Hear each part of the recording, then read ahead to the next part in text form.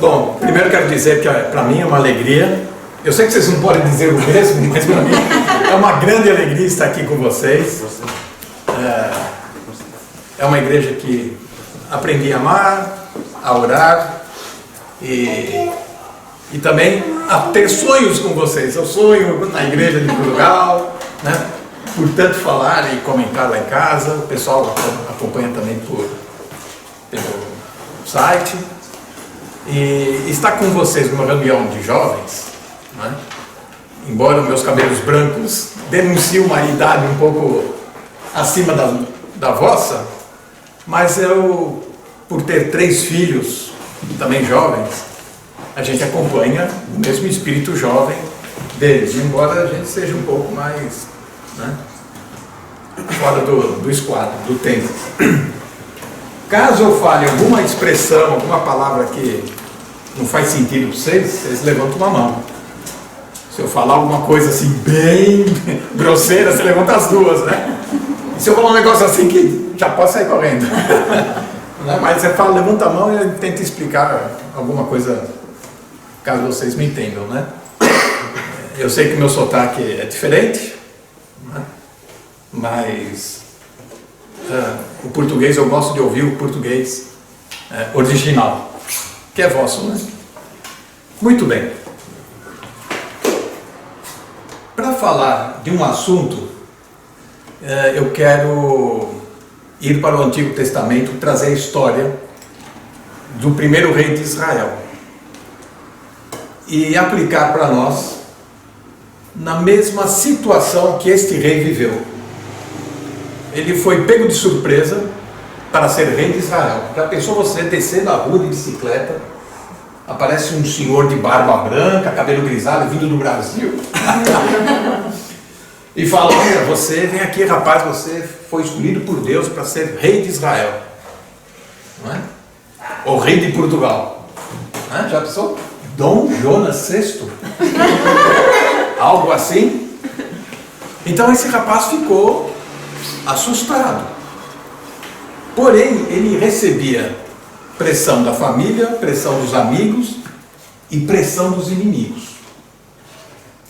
Você é muito jovenzinho, talvez não tenha tanta pressão assim. Talvez aquela professora chata da classe, né? Talvez um vizinho, alguém diferente. Mas conforme o nível, todos nós, conforme a proporção, sentimos alguma pressão. Nos sentimos acuados muitas vezes e precisamos tomar decisões. A vida é feita de decisões. Se tomarmos decisões precipitadas, caímos no erro. Se não tomarmos nenhuma decisão, caímos no outro erro. Nós temos que, no tempo certo, tomar decisões, porque a vida sempre vai imprimir uma pressão sobre a gente. Quer de um jeito, quer do outro, não tem como escapar. Eu brinquei com o Carlos agora, eu falei que no Brasil tem uma expressão: se eu ficar, o bicho come, e se eu correr, o bicho pega. Deu para entender, né? O Carlos não entendeu, Carlos, mas eu tenho que explicar para ele, né? Pois bem, a história de Saul. Israel queria ter um rei como as outras nações vizinhas tinham os seus reis. Só que o rei de Israel era o próprio Senhor, o próprio Deus. Mas o povo não estava satisfeito. Não, a gente quer um rei como todo mundo tem rei. Primeiro erro foi aí. Pois bem, aí aparece o primeiro rei de Israel.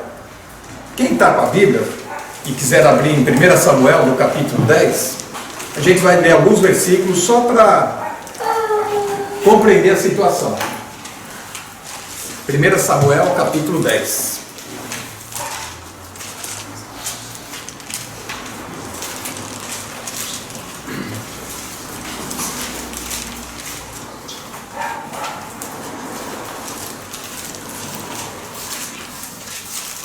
Este Saul, um dia, ele perdeu as jumentas do pai.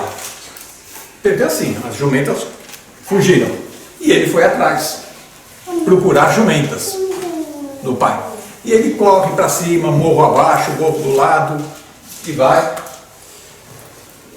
E ele foi longe demais em busca destas jumentas.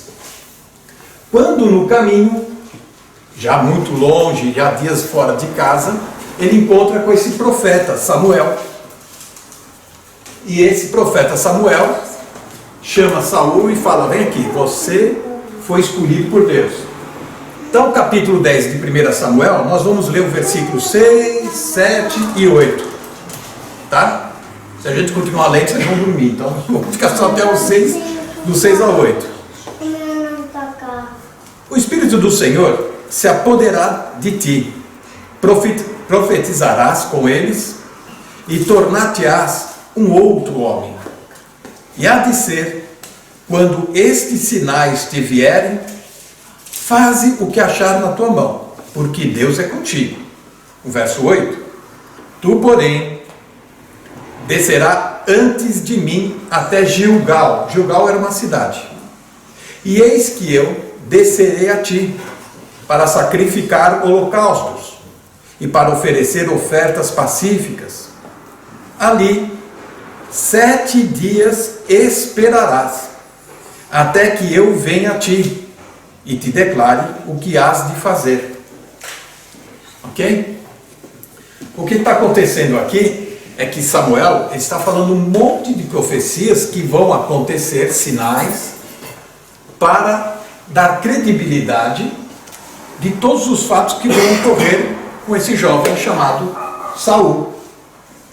Não é? E ele fala: olha, você vai ser escolhido por Deus, haverá sinais, você vai profetizar junto com os profetas, vai acontecer isso, vai acontecer aquilo. Porém, vamos à cidade aqui do lado, chamada Gilgal. Você desce primeiro, lá nós vamos fazer um culto a Deus. No Antigo Testamento se fazia holocaustos, ofertas, etc. Nós vamos fazer um culto ao Senhor. Mas você vai e espera 7 dias até eu chegar. Ok? Ok. É isso aqui. Agora uma historinha para alegrar a garotada. Uma vez, numa certa igreja lá do interior,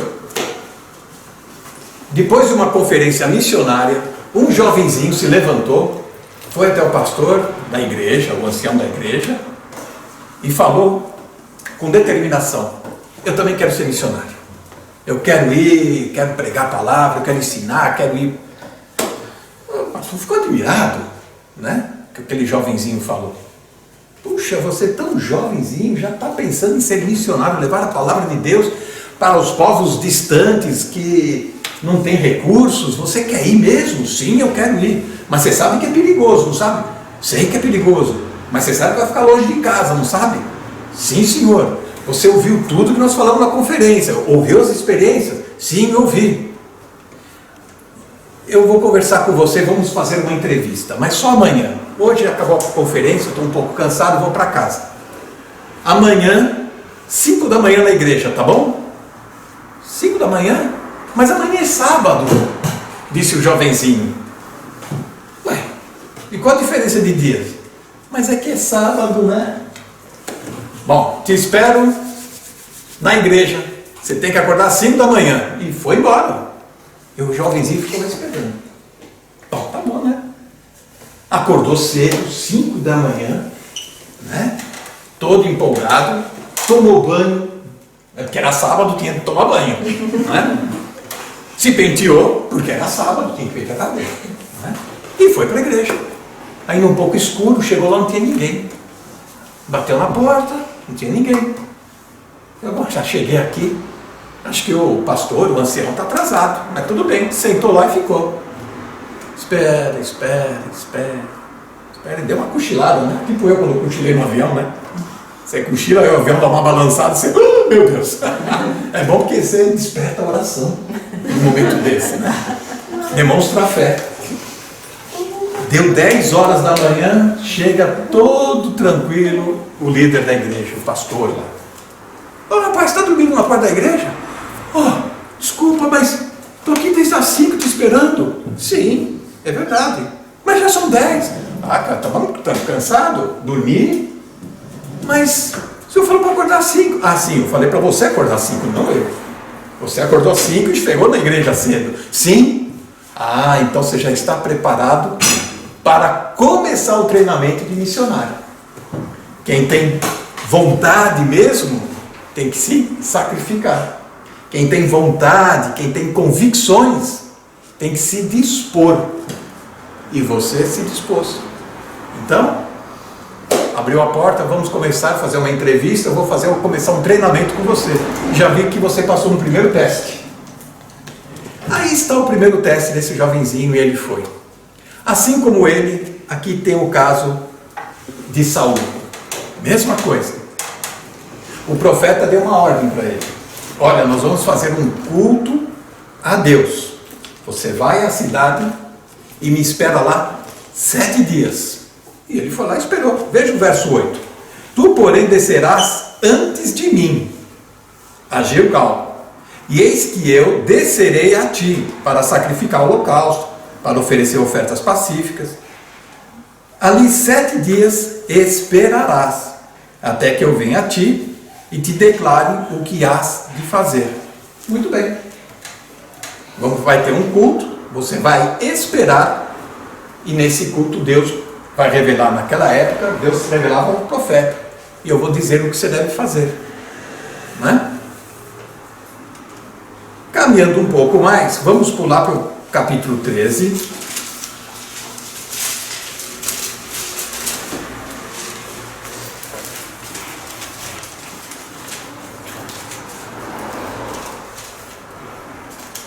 Capítulo 13, no verso 5. E os filisteus se ajuntaram para pelejar contra Israel. 30.000 carros, 6.000 cavaleiros, um povo em multidão, como a areia que está à beira-mar. E subiram e acamparam em Micmas, ao oriente de Bet-Aven. São cidades da região do Mar Morto, lá em Israel. Vendo, pois, os homens de Israel, que estavam em aflição, em apuros, em angústia, não sei qual que está a sua tradução aí. Angústia? Essa sua tradução é boa. O povo se escondeu pelas cavernas, pelos espinhais, penhascos, fortificações, buracos, covas. Verso 7. E alguns dos hebreus passaram o Jordão para a terra de Gade, ou seja, fugiram mesmo, né? Estando Saul ainda em Gilgal, todo o povo ia atrás dele, tremendo. Esperou Saul 7 dias, até o tempo que Samuel determinara. Não vindo, porém, Samuel a Gilgal, o povo se dispersava, começava a fugir. Então disse Saul: trazei-me aqui logo o holocausto, a oferta pacífica, vou oferecer o sacrifício. E assim ele procedeu. Acabando ele de oferecer o holocausto, eis que Samuel chegou. Verso 10. E Saul lhe saiu ao encontro para saudar. Então disse Samuel: que fizeste? Disse Saul: porquanto via que o povo se espalhava de mim, e tu não vinhas nos dias aprazados, os filisteus já tinham ajuntado em Micmas. Eu disse: agora descerão filisteus sobre mim a Gilgal, e ainda a face do Senhor não orei. Constrangi-me, violentei-me. Como é que está a tradução de vocês? Violentei-me, ok. Né? E ofereci holocausto.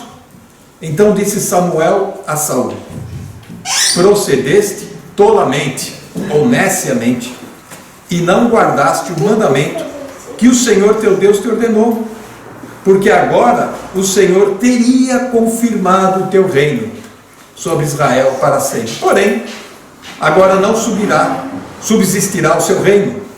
Já tem buscado o Senhor para si um homem segundo o seu coração. Até aqui.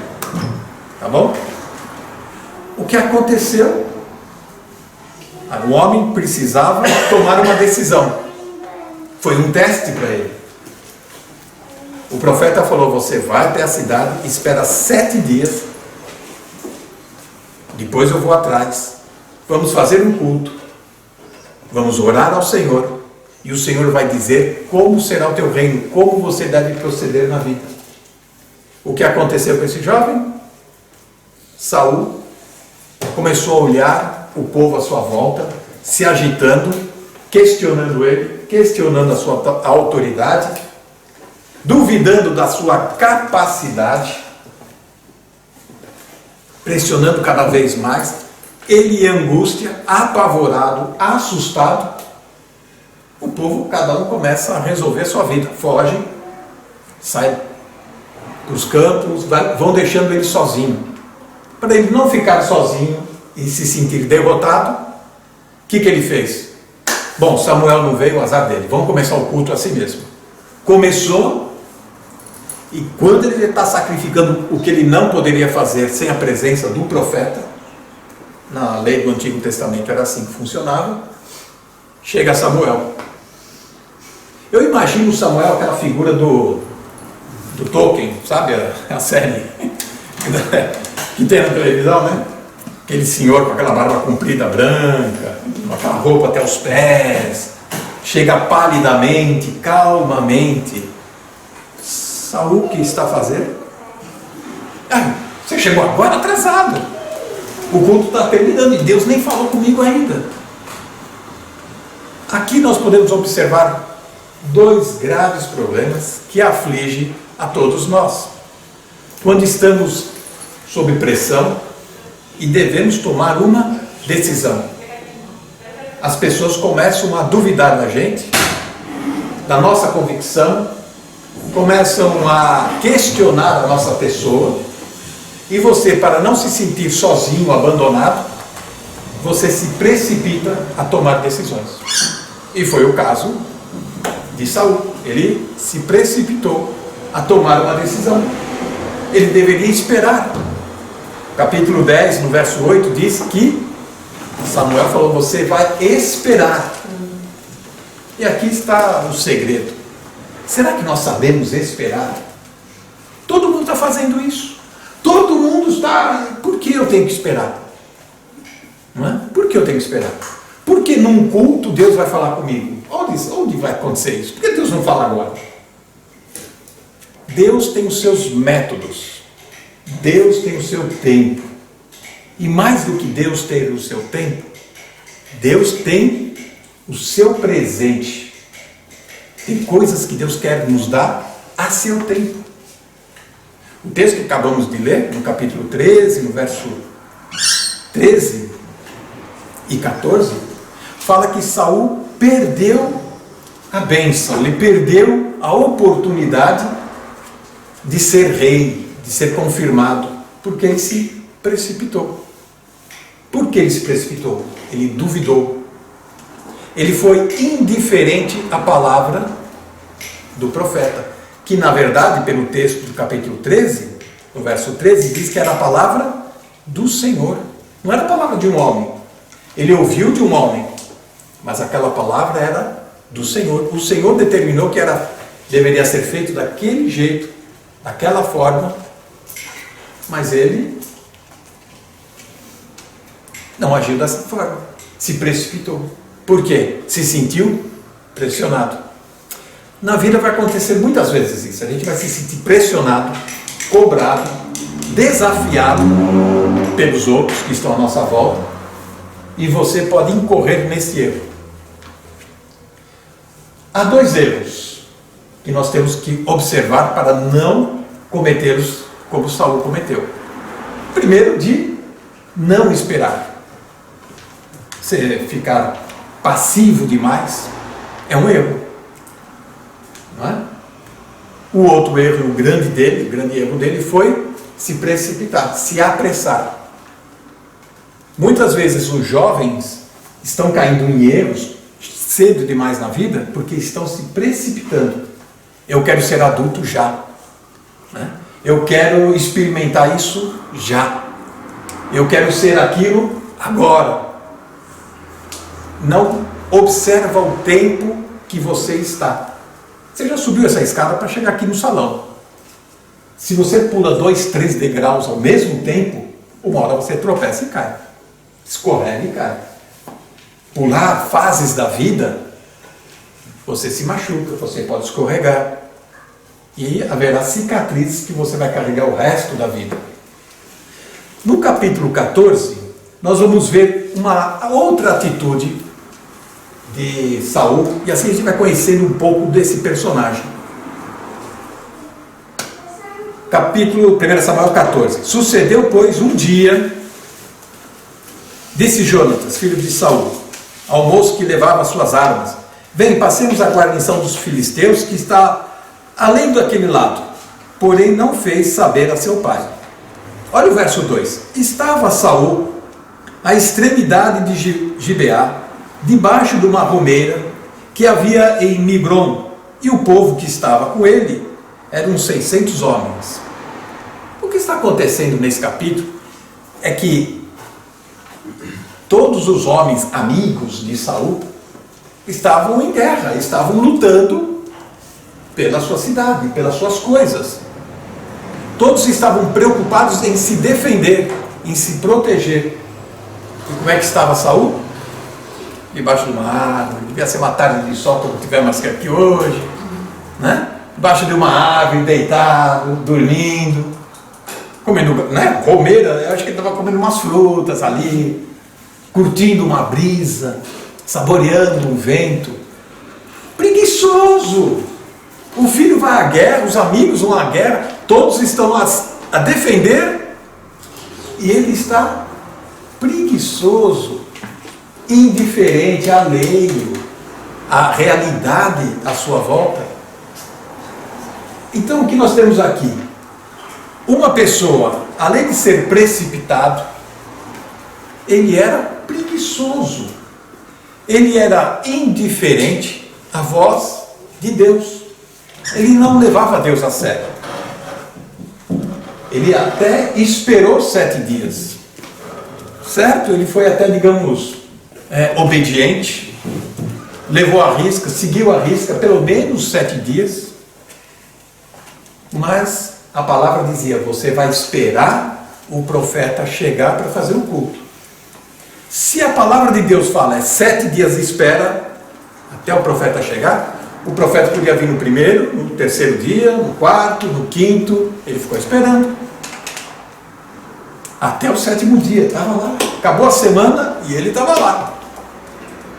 Ele só fez o culto, só apresentou o sacrifício porque o povo estava pressionando. Quando nós somos pressionados, nós muitas vezes abrimos mão de nossas convicções, dos nossos valores. E aconteceu isso com Saul. Deus reprovou esse homem.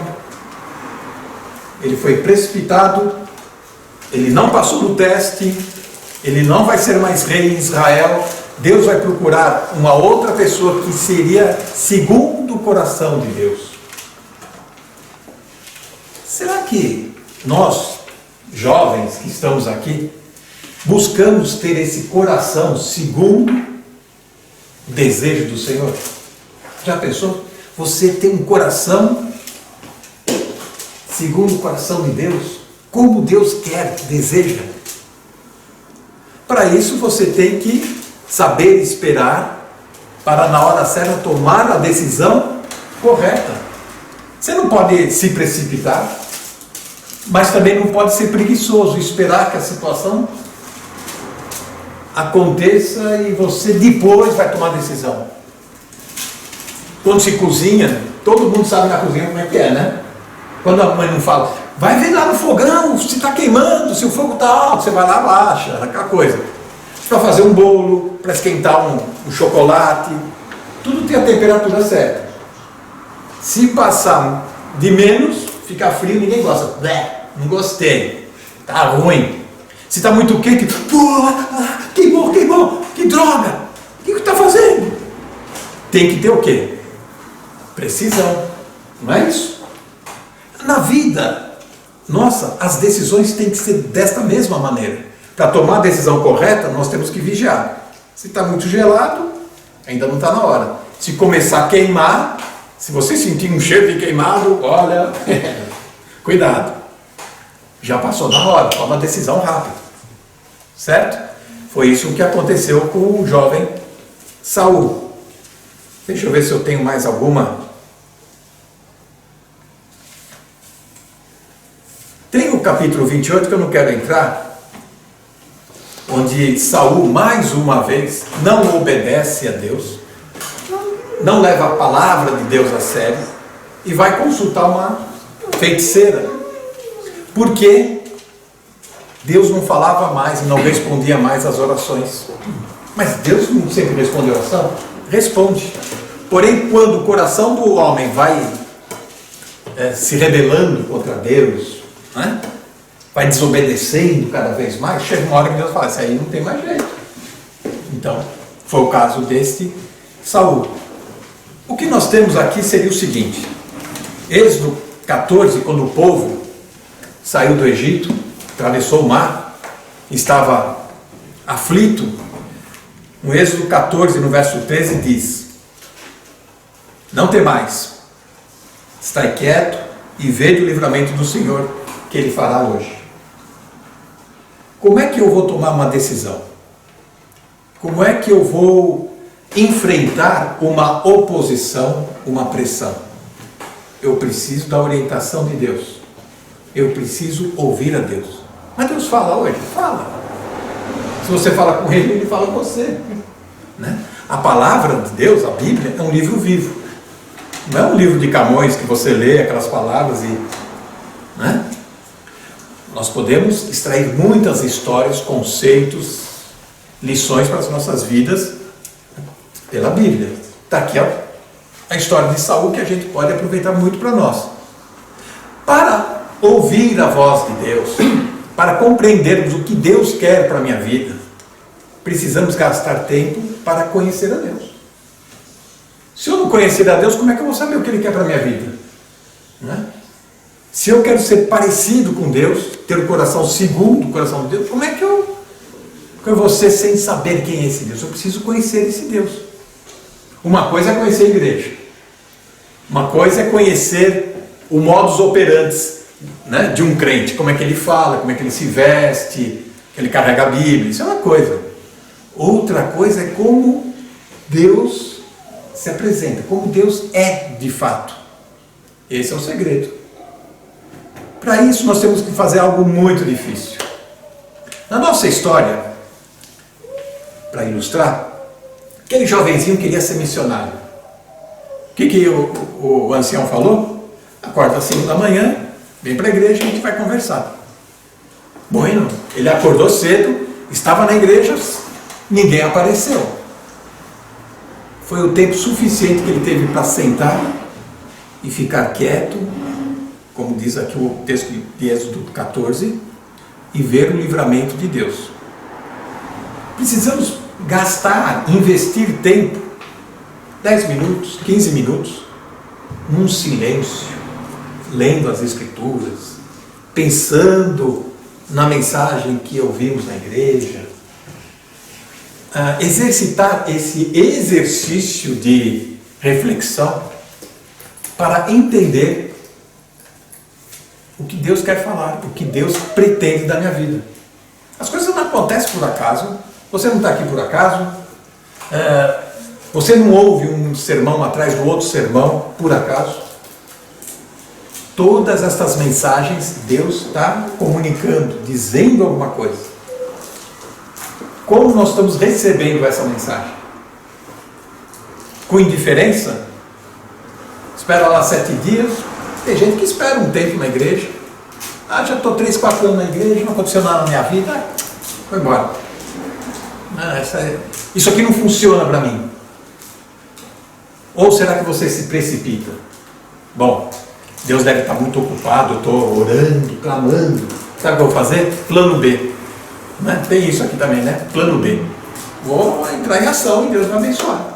Porque Ele está ocupado com outros problemas maiores que o meu, com certeza. Precisamos gastar tempo para pensar nas coisas de Deus.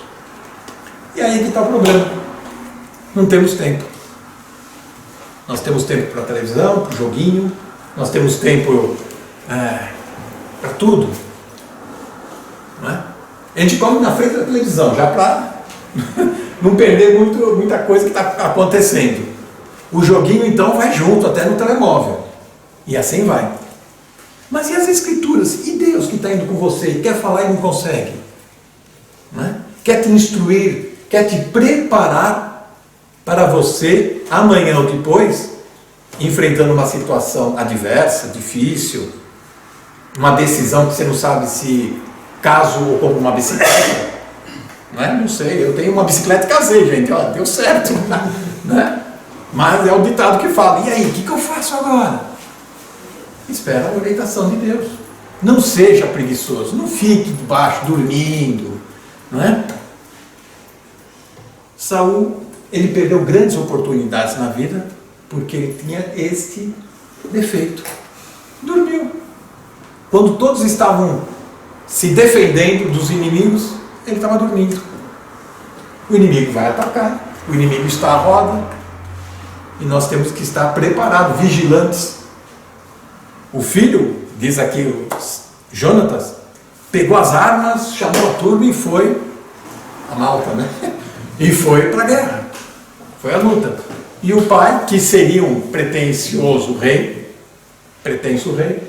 estava debaixo de uma árvore, descansando, dormindo.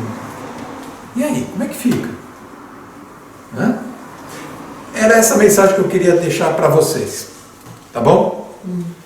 Não sei se ficou claro. Se alguém tem alguma pergunta, fale agora ou cale-se para sempre. Se alguém tem alguma pergunta, faz favor. Aproveita.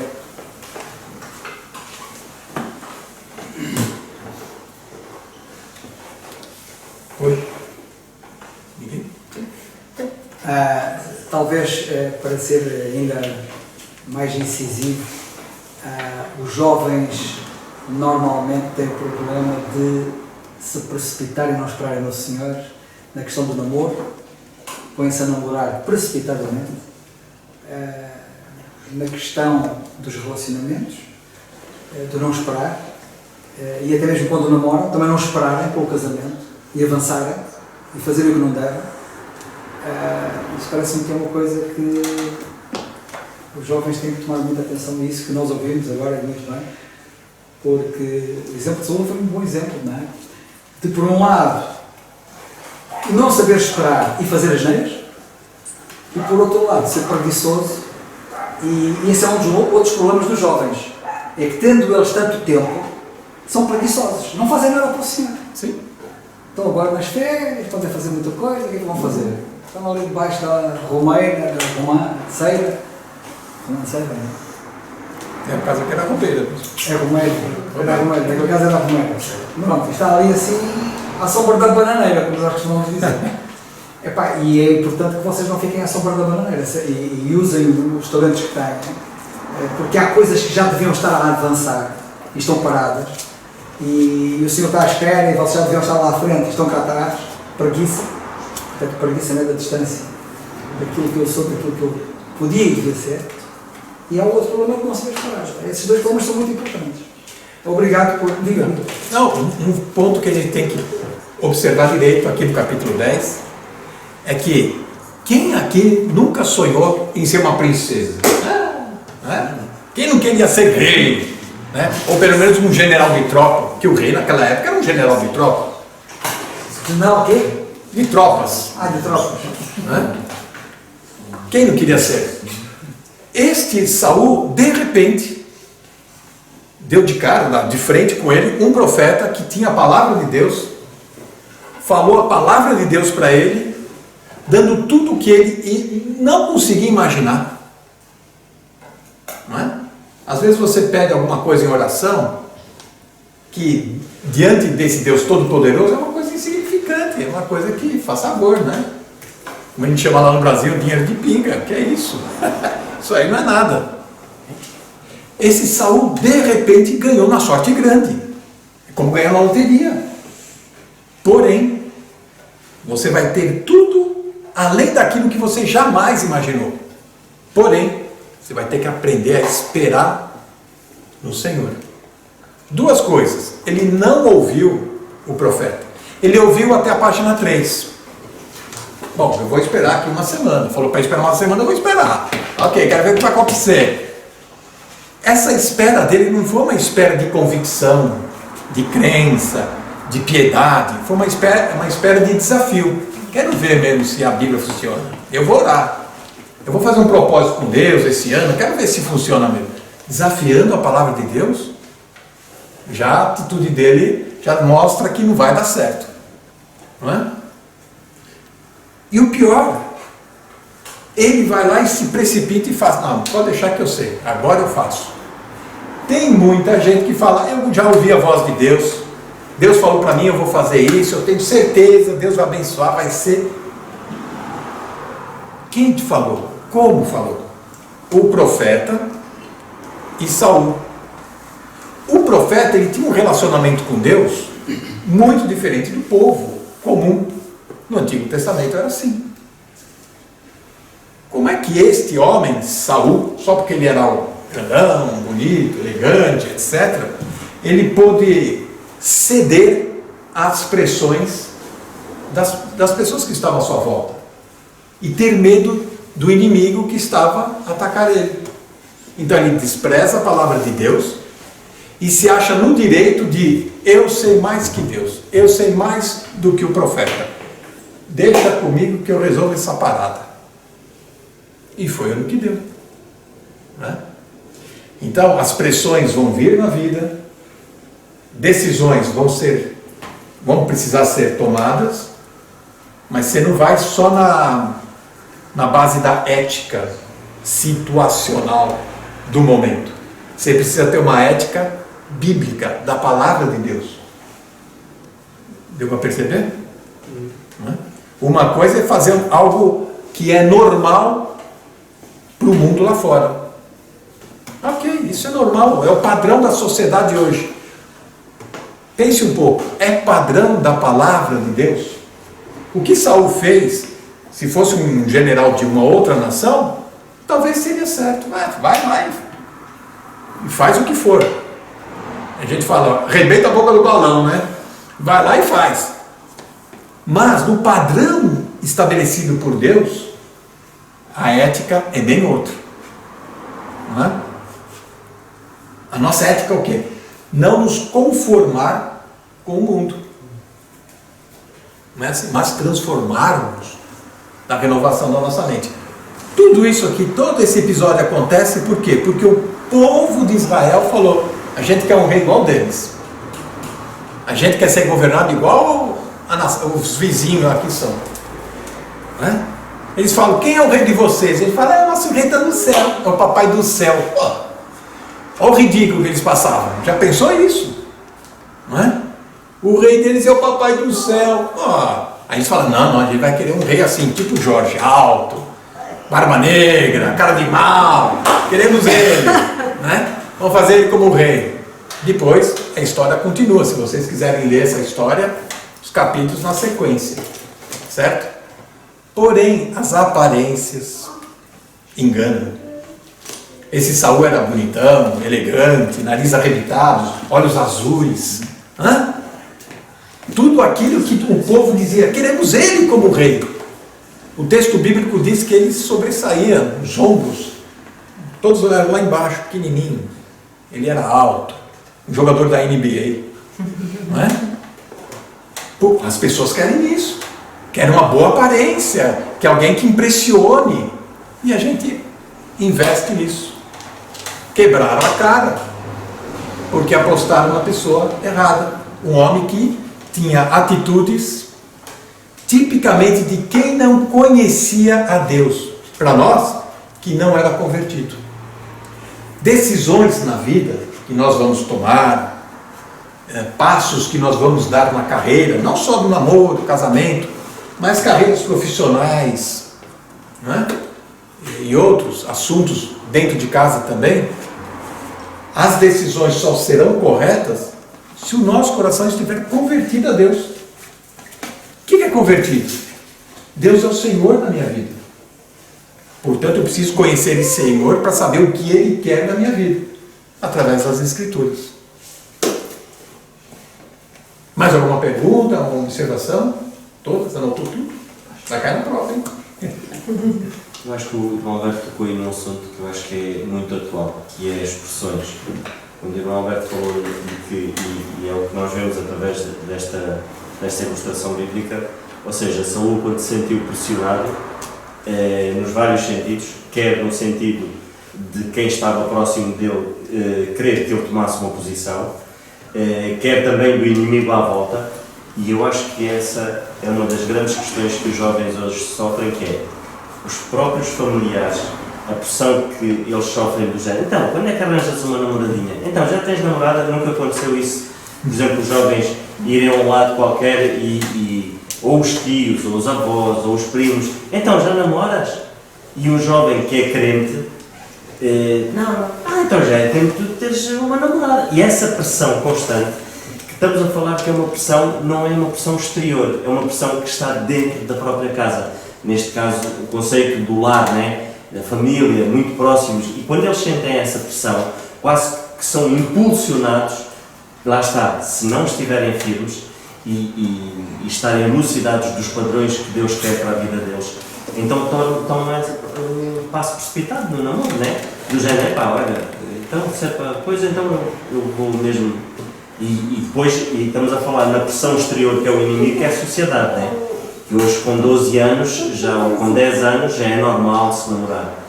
E toda essa pressão, mais do que o irmão Alberto tocou aqui em assuntos muito importantes, que é, quanto mais próximo nós estivermos de Deus, e via-se que Saúl não tinha essa proximidade, quanto mais próximo, mais firmes nos padrões bíblicos, e acho que é muito importante.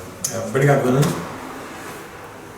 Perceba algo aqui de Saúl. Quando uma pessoa não leva Deus a sério, as consequências de uma atitude simples de só esperar o profeta. Se o profeta não veio, problema do profeta. Fiquei aqui, estou um mês aqui, o profeta não veio, né? Fazer o quê? Começou aí. Ele deu uma mancada, que a gente chama, né? Ele errou aqui. Depois vimos no verso 14, no capítulo 14, que ele estava preguiçoso, não queria saber da guerra. Os outros fazem por mim. Olha só, muitas vezes decisões que nós temos que assumir, responsabilidades que nós temos que assumir, o que a gente faz? Passa para os outros. O meu filho foi para a guerra, deixa ele lá, ele luta melhor que eu. O meu pai vai cuidar do assunto, eu falei para ele, a minha mãe, eles vão cuidar do assunto, vão conversar lá na escola, as coisas vão se resolver. Não, você precisa assumir as suas responsabilidades desde a menor situação. No capítulo 14, lá para frente, no verso 18, Saúl está sendo pressionado mais uma vez, de repente ele fala: traze aqui a arca de Deus, porque naquele dia a arca estava por lá. Verso 19 do capítulo 14. Sucedeu que, estando Saúl ainda falando com o sacerdote, o alvoroço que havia no arraial dos filisteus ia crescendo muito e se multiplicava. Pelo que disse ao sacerdote: tira a tua mão, dá aqui essa arca, deixa eu orar rapidinho ali. Veja a atitude deste homem. No Antigo Testamento, a arca era a presença de Deus. Deveria fazer um culto, orar e pedir direção de Deus. Naquela época Deus agia daquela forma. Nem isso ele soube esperar. Ficou irado, ficou nervoso. O inimigo está batendo na porta e você está aí acendendo vela, você está aí cantando uma música, passando oferta, vamos logo, né? Se precipitou novamente. O que acontece? Se você deixa de tomar uma decisão ou assumir uma responsabilidade, da menor que for, como no início com Saúl, a menor que seja, com certeza, lá para frente, outras decisões e pressões maiores vão surgir, onde você deverá assumir um compromisso ou uma decisão com mais firmeza e determinação. Você não vai conseguir. Nesse episódio, no capítulo 14, lá no verso 36, o que acontece? O filho dele, de Saúl, foi à batalha, matou alguns filisteus, e Saúl, por ciúmes, por inveja do filho, quem matou? Foi Jonathan. Mas não era para comer, não era para beber, porque nós estamos em jejum. Uma falsa religiosidade. Quis matar o próprio filho. Decisões erradas, tolas, e até estúpidas. Por quê? uma decisão dessa? Porque não conhece o Deus que ele ora. Ele não conhece o Deus que ele serve. Ele achava que a arca estava lá, deixa que eu faça do meu jeito e Deus vai ter que me atender. Deus não é o gênio da lâmpada, que você pede, esfrega a Bíblia e vamos, dá uma passagem para mim aqui, eu preciso de uma decisão hoje. Sabe quando a gente está... Eu trabalho com comércio, não é? Já vendi muito sapato, sandália, tênis, né? Eu sei o que é falso, hein? Olha, se eu olhar direito.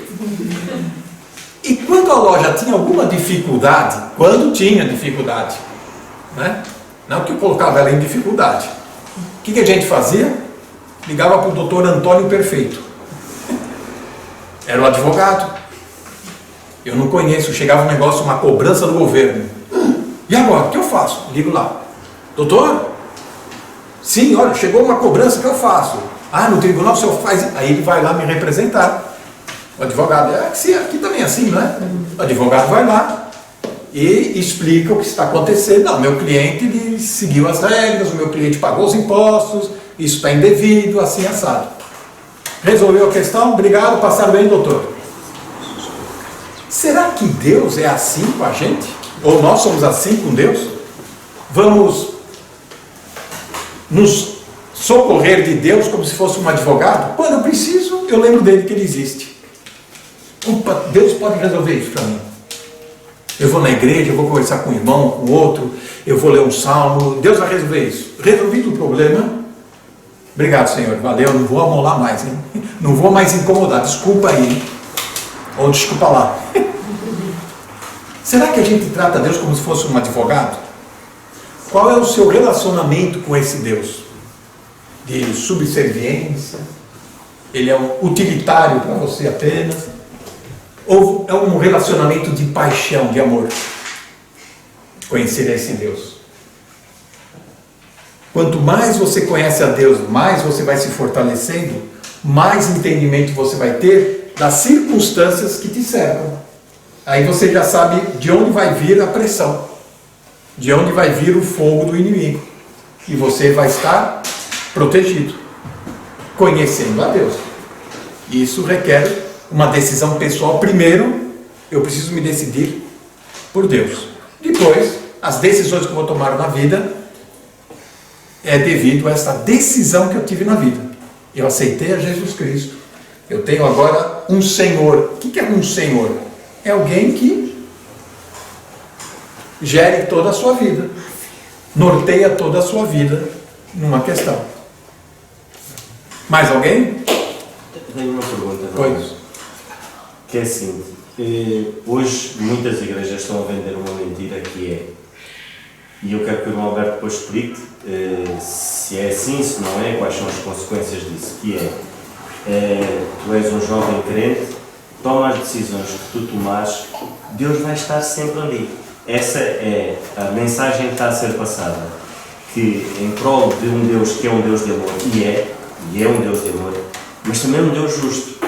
Então a mensagem que é passada é, tu podes tomar as decisões que tu tomares como jovem, que és, independentemente daquilo que tu tomares, mas Deus vai sempre estar contigo. Deus vai te abençoar, mas depois nós lemos na palavra de Deus algo muito importante, que é quando o irmão Alberto há bocado acabou de citar, que é nós não nos devemos conformar com este mundo, né? Devemos nos renovar, então podemos conhecer qual é a vontade de Deus, que ela é perfeita, é boa e agradável. Então, se eu tomar as decisões como jovem, né? Eu, em termos profissionais, eu não tenho que pedir orientação a Deus acerca da minha carreira profissional. Ou seja, se eu, um jovem, e temos muitos jovens aqui que estão a pensar em tirar um curso universitário, eu devo orar a Deus e pedir, Senhor, dá-me orientação, que eu gosto de fazer isso, mas será que isto vai-te agradar? Ou então eu tomo a decisão e vou, e o Senhor depois cuida, e vou ser abençoado porque essa é a minha decisão. Isto é normal ou se calhar a coisa tem outro lado? Se eu entendi alguma coisa assim, Deus não vem de um pacote feito para você. Bom, agora que eu sou do Senhor, que eu sou cristão, eu já sei tudo o que vai acontecer na vida, eu já sei para onde eu vou e etc, que decisões, eu já sei a vontade de Deus para a minha vida. Eu não sei, porque eu não sei o dia de amanhã, não sei o que vai acontecer, não é? Se eu soubesse o que vai acontecer amanhã, no mês que vem e assim, isso ia me dar o quê? Uma certa arrogância, né? Eu já sei tudo o que vai acontecer, né? Deus não prepara a gente desse modo. Veja que curioso. Saul, ele foi atrás das jumentas do pai. Era alguém que cuidava de burros, de jumentos. Quem ficou no lugar de Saul foi Davi, o homem segundo o coração de Deus. Ele era pastor de ovelha. Olha a diferença, não é? Já começa daí.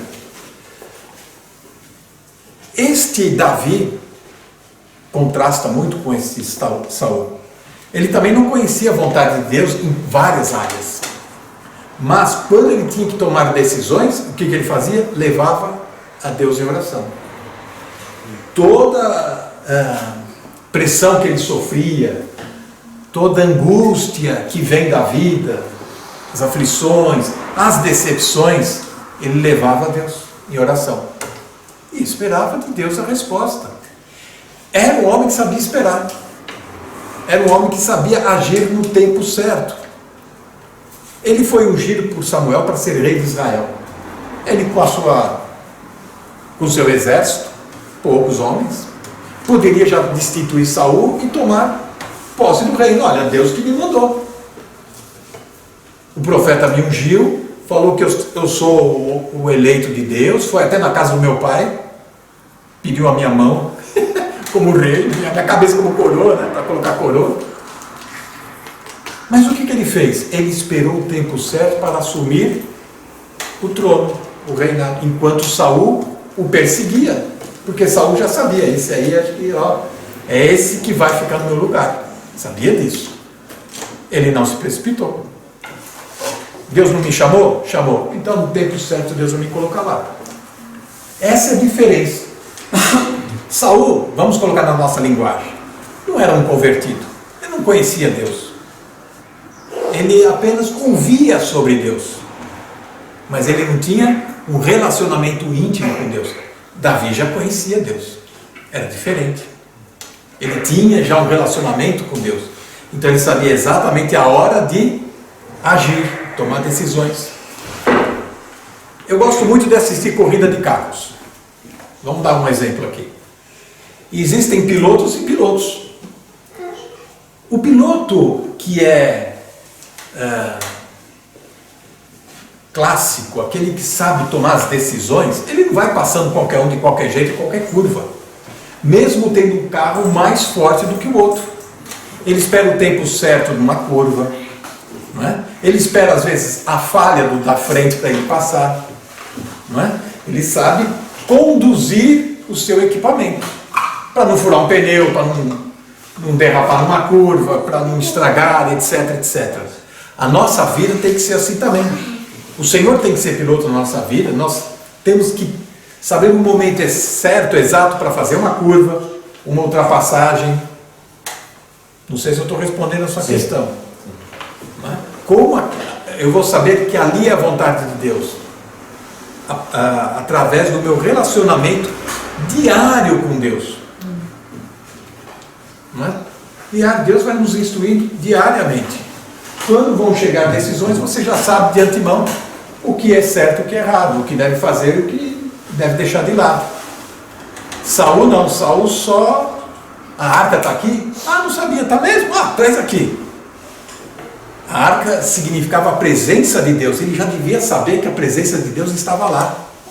Ele não se importava com as coisas de Deus. Se o sacerdote estava presente ou não, ele não se importava. O rei Davi, sim. O episódio que mais marcou Davi, qual que foi? Vamos buscar a arca que ficou lá na terra dos filisteus. Porque Saul perdeu, né? Vamos buscar a arca. Preocupado com a presença de Deus, preocupado em ter a Deus no centro da sua vida, que não era o caso de Saul. Traduzindo para nós, será que você tem essa preocupação de trazer Deus para a sua vida? de conhecer Deus, né? Na sua essência, no seu modo de como Ele quer que eu vou viver? Ou será que vou ser como Saul? Quando precisar, eu vou lá e dou um jeito. Talvez esse jeito vai ser tarde demais, né? Talvez se vão os mais novos, eu gostava de vos ouvir, vocês estão calados, aproveitem, passam perguntas a mão aberta. Força.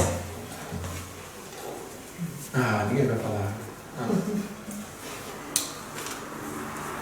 Mais novos, então não é perguntar a mão aberta. Se você pode fazer muitas perguntas. Pode fazer então, Carlos. Tá? Não, isso não é. Vamos só responder, a Wanda responde. Não, eu vou fazer uma pergunta. Faz conta que eu sou jovem. Não, uma das coisas que sempre me fez muita confusão quando eu era miúda, assim, de idade adulta, era como é que Deus tinha escolhido um homem, como Saul, que sobressaía em termos humanos, portanto ele era tudo de belo, ele era o rei ideal em termos físicos, mas no fundo ele agradava aos homens e não a Deus. Mas ele foi escolhido por Deus. E ao longo da vida dele ele fez muitas asneiras, como ainda agora vimos, né? Começou logo mal. E como é que Deus, sabendo nós não sabemos o futuro, né? Mas Deus sabe. E como é que Deus, sabendo que ele ia ser assim, ainda assim o escolheu? E ele teve um princípio triste e um fim triste. Ou seja, a vida dele não serviu de exemplo e ele foi o primeiro. Às vezes a gente diz assim, se começa assim, como é que vai acabar, né? Sim. Entendi. O caso de Saul é típico, né? Pelo menos ele serve de mau exemplo. Se ele não serviu para nada na vida, pelo menos serviu de mau exemplo, né? Tá aí, não é? O episódio é assim: Samuel, quando soube que o povo queria um rei, se entristeceu muito. Foi orar a Deus: Senhor, o que está acontecendo? Etc. Falou. Deus falou: não é a você, Samuel, que estão te rejeitando, é a mim. Eles querem um rei? Vamos dar o rei que eles querem.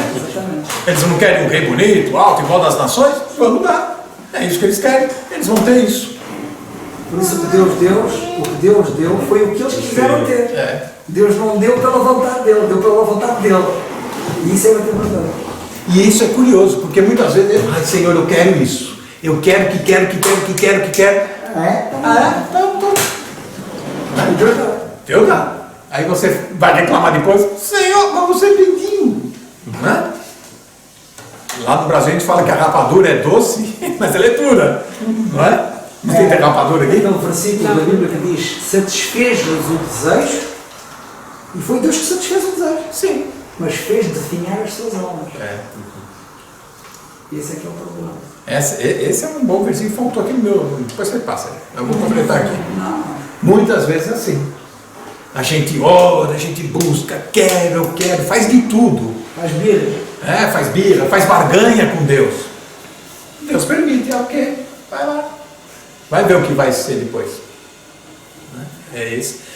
Aí que está, para você distinguir se isso vem de Deus ou se vem do inimigo. Como é que eu vou distinguir isso? Sensibilidade espiritual. O cristão, ele tem inteligência espiritual. Não dizem que o cérebro de um lado ele é habilitado para música, esse é outra parte do cérebro habilitado para idiomas. Tem isso, não é? Existe uma parte do cérebro atrofiada em muitos que é a inteligência espiritual. E ela só se desenvolve, essa percepção espiritual, essa sensibilidade espiritual, com o seu relacionamento, sua comunhão com Deus. Quantas vezes eu tenho essa experiência às vezes, você vai fazer alguma coisa, isso aí não vai dar certo.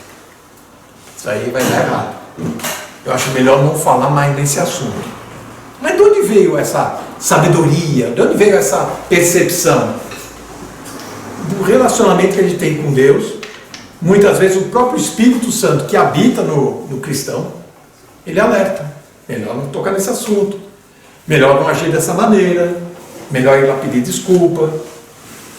Não é? Essa é a parte mais difícil. Mas é assim que Deus faz. Para você distinguir o que vem de Deus e o que vem do inimigo, você precisa ter sensibilidade das coisas de Deus, que só se adquire através do conhecimento bíblico. Não é conhecer a história, não é? Mas é conhecer o Deus da história, de fato. Muito bom. Sim. Última oportunidade para os mais novos. Alguém quer fazer alguma pergunta? Ou dizer alguma coisa?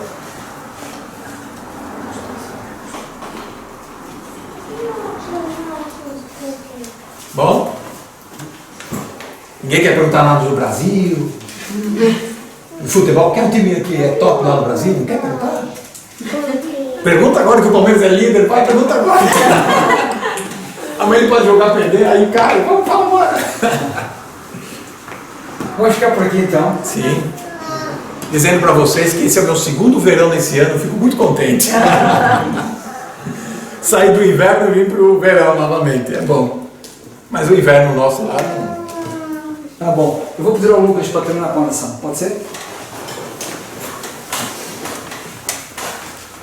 Obrigado, Senhor, por mais uma vez teres cuidado de tudo, Senhor, e obrigado por teres aberto os nossos corações, Senhor, para te ouvir a Ti, ouvir a Tua palavra, Senhor.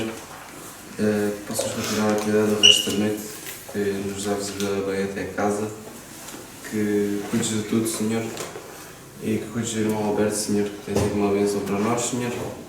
Ainda agora chegou e já tem sido uma bênção, Senhor.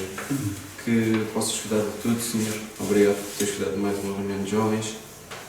Que possas cuidar dos jovens que não estão presentes, mas gostavam de estar, Senhor. Todos que continuas a cuidar, em nome de Jesus Cristo. Amém. Obrigado a todos, obrigado pela